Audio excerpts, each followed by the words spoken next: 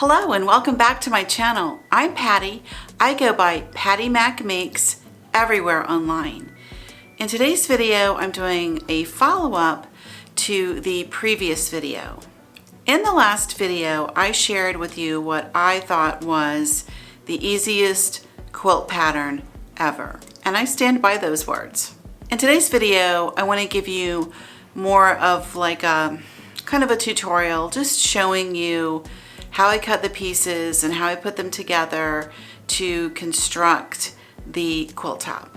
I will be following up this video with a written blog post that will have instructions and cutting instructions and all that type of stuff. So make sure that you are on my email list, and when that blog post goes live, I can email it directly to you. So if you just want something that you can just quickly cut and sew and go, this is going to be your project. And if you're someone who is maybe new to quilting, this is maybe your first project, this is a great one. It'll give you practice cutting strips, and then you get to subcut those strips and then construct those to make your quilt top. We're not going to get into all of the specific steps of making a quilt. That's not what this video is. This video is going to just kind of talk to you high level about patchwork and things to look for, and I'm going to show you how I set up to make the units that went into making the blocks. Okay, let's head over here, right there, to the work table, and let me show you what's going on. Okay, we're over here at the cutting table, and we have two shapes that we're working with. We're working with 5-inch squares, which means it's 5 inches on each side, and a rectangle which measures 5 by 8 inches. And to make our unit, we're going to combine one of these with one of these. So let's see what we can pick out.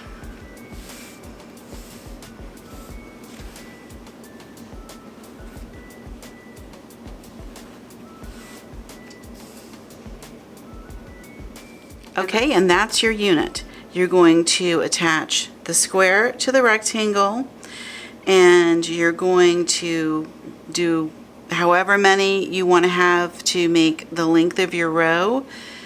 In the case of the quilt that we're talking about, that's roughly a twin-sized quilt. I used 9 blocks across, and what I did was one row I started with a rectangle, and the next row I started with a square. And when it came time to put the rows together, I just made sure that none of the seams lined up. I wanted everything off. And that's what I did. So this is all you have to be concerned about, is that particular unit. So we're going to make a few, and I'm just going to kind of show you the piecing process. But I realized I was low on rectangles. So I had some strips, and what you're going to do, if this is the what I have here is basically a combination of a kit that I purchased and some things that I had in my stash that I cut down to incorporate into that quilt top. The starting place for making the units is to cut your fabric, and you're going to cut 5-inch strips, and we say 5 inches on with the fabric.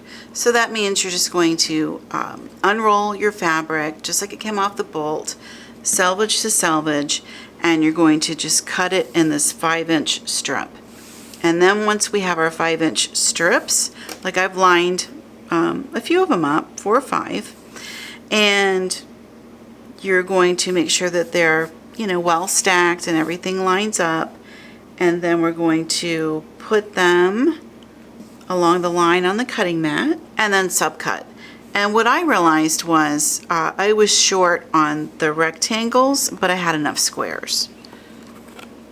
I'm going to do something else that typically you don't see, and that is I'm going to leave the selvages on just for the Ruby Star prints, and there's a lot of Ruby Star in here.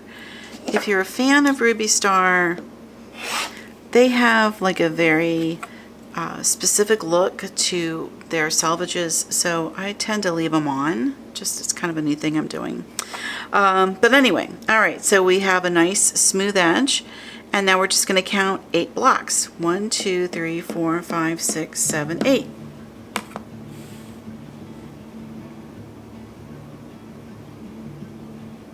And we're going to count again. 1, 2, 3, 4, 5, 6, 7, 8. All right, there's your 8 inches. And you cut.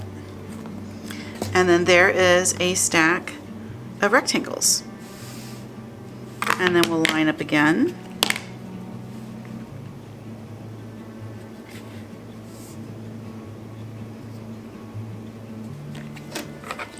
And 1, 2, 3, 4, 5, 6, 7, 8.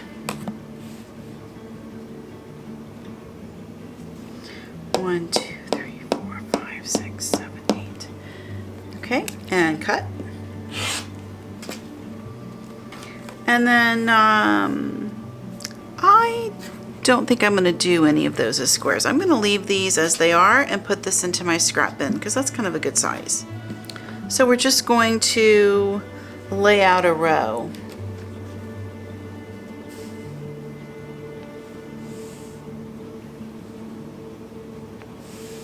And what I did when I went to construct this is I just paired the squares to the rectangles, and I made all of those units, and then I just put them together. Put this one here. This one, what I want to say is this is a really good example of a low volume. So even though it's a print, it's still a low volume because it's like it reads as a white or as a super light value. And so if we want to play with contrast, then what I would say to do is pick something that's kind of dark. So what if we go with this one?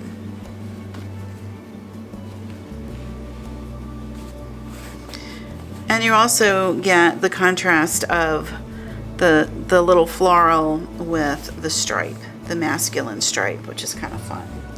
So here's what I'm going to do. I'm going to do a series of 7.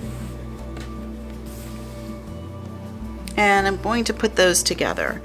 And we'll go ahead and do maybe 4 of those. And we'll come back and take a look at a couple of completed rows, and I'll show you what you can do with that. Okay, so I've got 2 rows completed, and what you're going to find is that you're never going to have the rows be the same length, because one is going to start and end with a rectangle and one is going to start and end with a square. And in doing so, the one that starts with the rectangle is always going to be just a little bit longer. And you might think, well, that's fine. I can just, line up here at the start, and, the seams don't line up, so it should be fine. But what you will find as you go along is that your seams they just kind of start to find each other. And they're just slightly off, which is not a good look. You either want them to be way off or right on the money. And so when you go to put your rows together, just slide that shorter one. Just slide it a little bit. And as you do that and you have that offset, then you'll offset all of your seams all the way down. And we'll just see if I can show you that. So none of our seams line up, which is what we're going for. Oh, sorry. That's my monitor. Anyway, also all the way down, nothing lines up, which is exactly what we want. And I want to talk again about just kind of the distribution of the values. And so you can see like this one has the lighter shades in it, so it's going to read more low volume. And I paired that next to this one, which is kind of dark, and then this one's kind of dark. And I think it works well. As we come down here, what you'll see is this one's kind of a low volume, and then here on the end is kind of a low volume. And I think it works well, and then you've got this really dark one here. So It's random, but there is a little bit of thought put into it anyway, because you want to, pay attention to where you're putting stuff. The other thing you're going to want to watch out for is your directional prints. And I mean, you can go hog wild and you can have them going every which way, but the way my brain organizes information, I like to have everything going the same direction, I should say. So like this little music box print, which I love, by the way. I had not seen this until I got this little kit that contained it. It's, very obviously directional, as is the clouds. Very obviously directional, and then the little blouses are very obviously directional. So I do try to be mindful of having all of those directional prints, going the same way. I think that's important. And I don't know what else I can tell you. And just kind of have a nice balance of your prints, have a nice balance of your color. I thought that the yellow really worked well with the orange, and then I made sure to have a little more orange here, and I don't know, just kind of worked for me. It's entirely up to you. So what I'm going to wind up doing is I'll do 2 more rows, and that will give me 4 rows. And when I did the large quilt, what I found was every time I got to having 4 rows, that was a really good time to put those 4 together and consider them their own section.